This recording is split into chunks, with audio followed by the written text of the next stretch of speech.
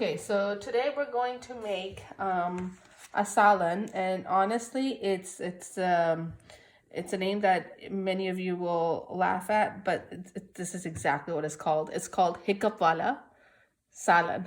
So it's Hiccup. And I think it went back to back in the Lakhany family, and that's what is passed down. There's no other way of describing a name for the salan.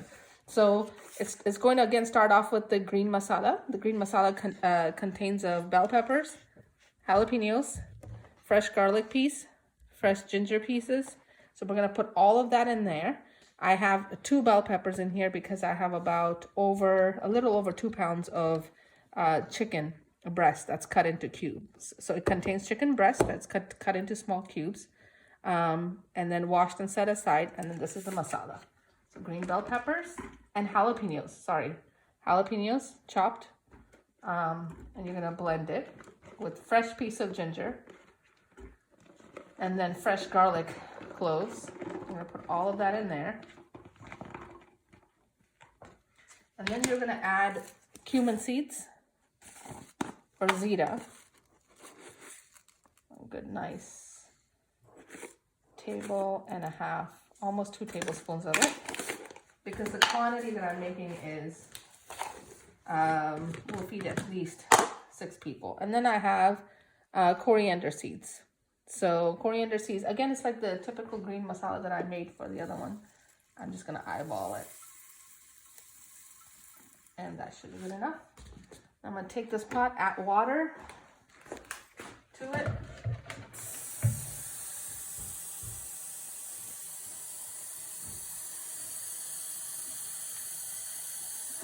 And then I'm gonna let it blend.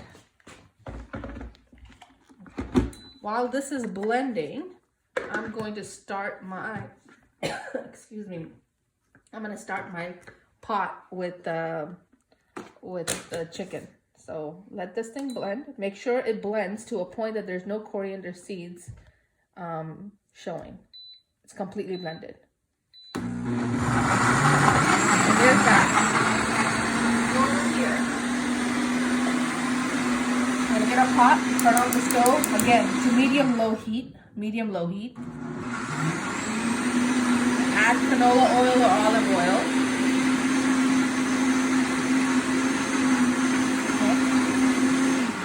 We're gonna add rye. Okay.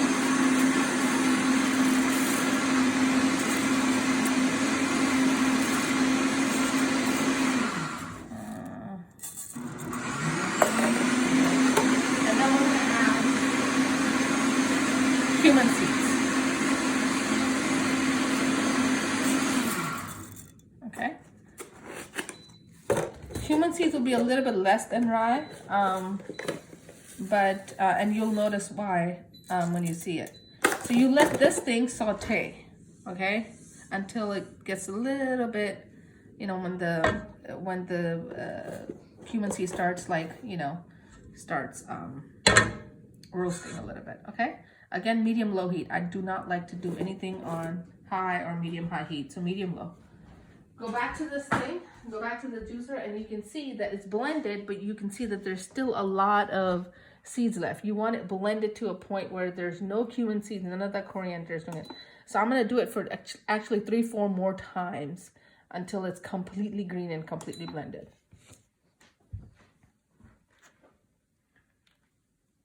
And then so while this that, I'm going to go back over here. And then I'm going to wait for it to saute. And once it sautés, then I'm going to add the chicken in there. No ginger, no garlic required.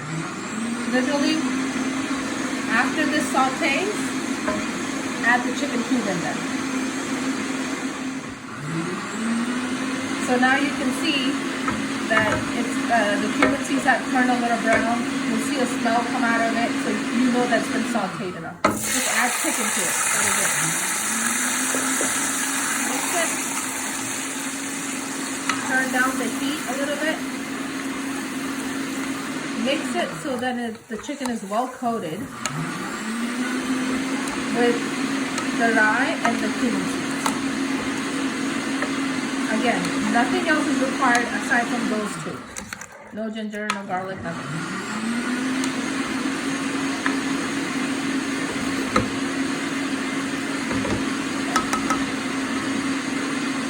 And I have run this, I think, 4 times. I still see just a little bit of the seeds. Just to be safe, I'm going to run it one more time to make sure that the coriander seeds, it's completely fined and grinded. So are the cumin seeds.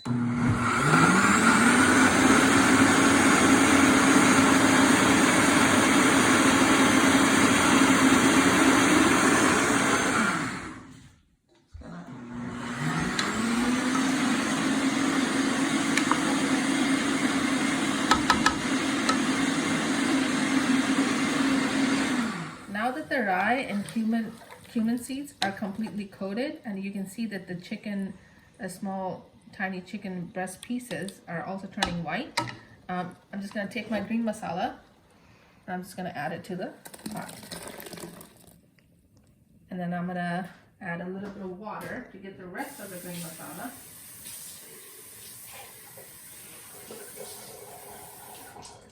I'm going to add it to the pot. And then now I'm gonna let this thing cook. Because it's chicken breast, it won't take that long to cook. I'm gonna cover it and let this thing cook just in the masala for about maybe 10 minutes max. And then I'm gonna add another ingredient which makes it so different. So we'll be back. So now that the salan has been cooking, and you can again tell the way that that is cooking really well is that the oil will always separate from the gravy. So the oil is starting to come up, and this salan takes no time because again, it's only chicken breast and little cubes. So the main ingredients of this thing, aside from the green masala and stuff, but this is the main thing that makes it different, it's ramen noodles. You literally have a bag of these ramen noodles, you take out the flavoring, you don't put the flavoring in there, and you just crush it, okay? And you just put it in there. You just crush it, you put it in there. Because it already has enough water, this will cook with it, so you don't need to add more water. And then I'm going to turn down the heat just a tad bit.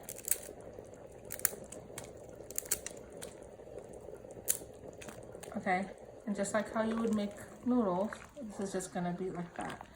So I'm going to turn down the heat and I'm going to let the noodles cook, and then when it does, then I'll add one more last step and then we'll be done with the salad. Okay, so now you can see that the noodles are cooked, and I didn't add any extra water to it, but the noodles and the chicken is definitely cooked now. So you see it look like this.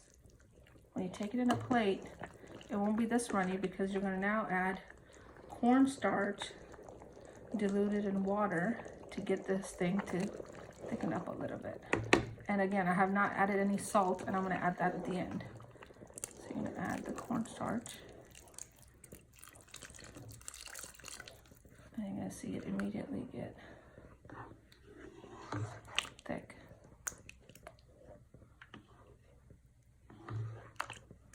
And you're going to let that cook.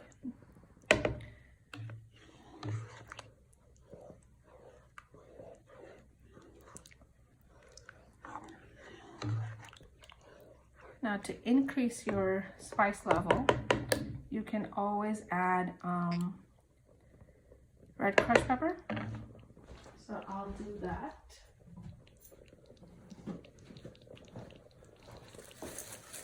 And so I've added jalapenos. And then, but this is it. It's done. It's basically cooked. Just let it simmer a little bit, so it can get thick a little bit more and the fit, and that, but that's how it's supposed to look like in your plate when you take it out and you eat it with. I feel like it's still a little bit runny, so I'm gonna add just a tad bit of cornstarch powder with water in it.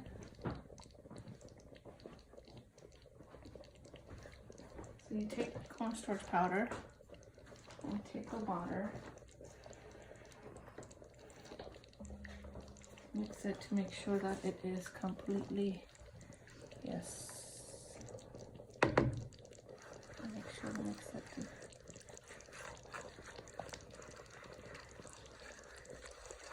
I'm gonna add it.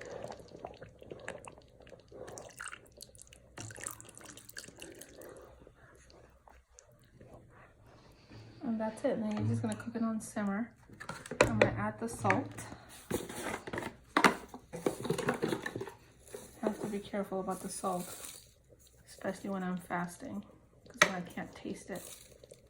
But I know that I didn't put any in there, so I think this should be enough salt. And then people can always adjust the salt later. But this is it. And then you can eat it with white rice. You can eat it with vigar rice, meaning like cumin rice. But there's a special rice that you make for this curry, and I'm going to make that closer to iftar, and I will show you guys that as well. But basically, this is it. This is how it's supposed to look, with noodles, chicken, the green salan, and it's very easy. This is it. Thank you.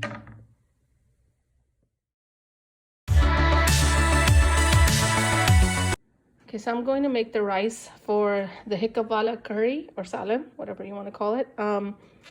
Put a little bit of oil in there. And then I'm going to put the same things that you saute the curry with in the beginning, the rice. Okay.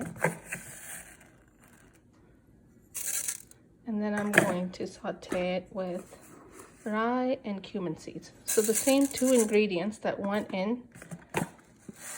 into the curry, it's gonna go in here to saute it. I'm just gonna close the lid, click the button saute, and then press start.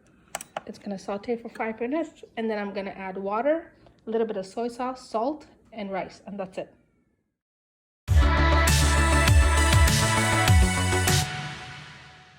So we had talked about earlier about the aloo potato stuffed patties, or aloo stuffed patties.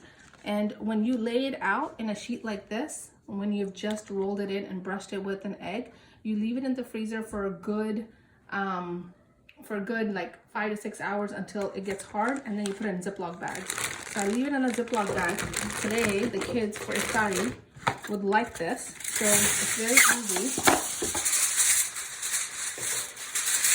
It's a prep I do all year round. So then when you have guests or when the kids just want something on the side that is light, it's really easy to go and put it in. So again, you just put foil. You don't need foil on a baking sheet.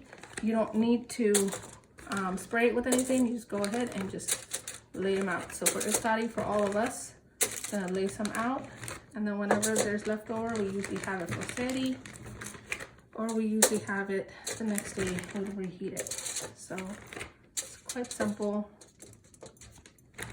And there you go. And then you'll just put it in the oven at 375 degrees for about 35 to 40 minutes until the top is golden brown. And then I'll show you guys that process as well later on.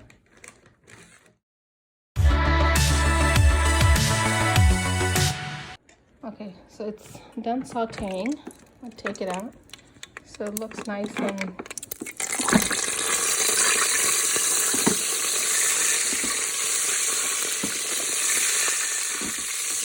oil to go everywhere. So it's sauteing.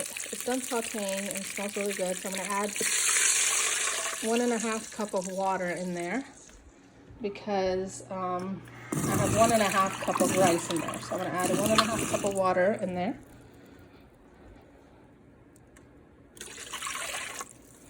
And then I'm gonna add salt. Adina, can you give me soy sauce, please? Okay. I'm gonna add salt, and it requires very little soy sauce. So here's the soy sauce. Just gonna add a little bit of it, depending on the quantity of your rice. And I'm gonna add salt.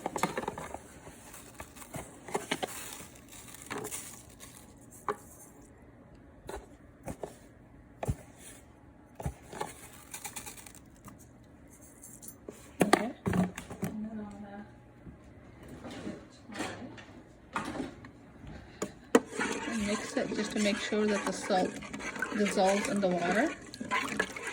So I don't want the salt to come out lumpy in the rice.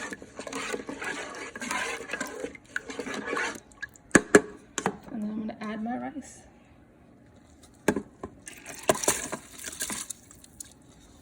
Make sure I get every bit of the rice.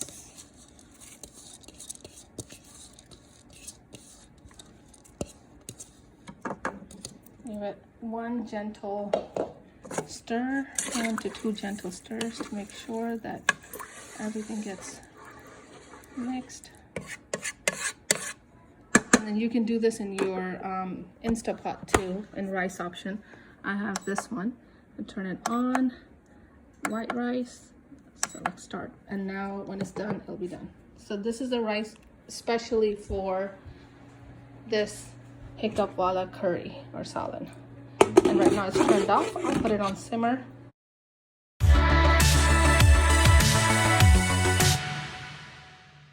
Again, took it out in foil, laid it out. No need to brush it with anything, no need to spray it. And then you'll just put it in the oven at 375 for about 35 to 40 minutes until it's golden brown, and then we'll have that on the side for IFTAR tonight, inshallah.